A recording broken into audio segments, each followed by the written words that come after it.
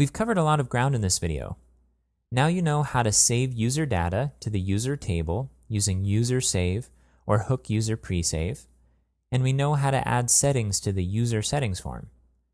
We looked at responding to various actions that the user can take, like logging in and logging out, and we know now how to add operations to the user management page so we can change a number of users however we would like.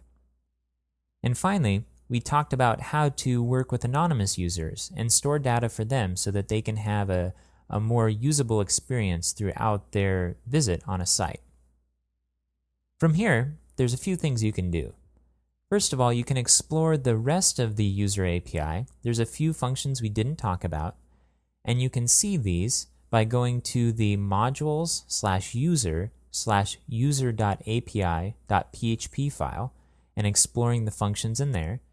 And you can also look at example code by downloading some modules that work with users from the Drupal contrib repository. You can just go on to drupal.org and download a few modules after doing a search for user and see if you can identify some unique ways that people are using these API functions in Drupal 7. And then once you're ready, go ahead and move on to the next video.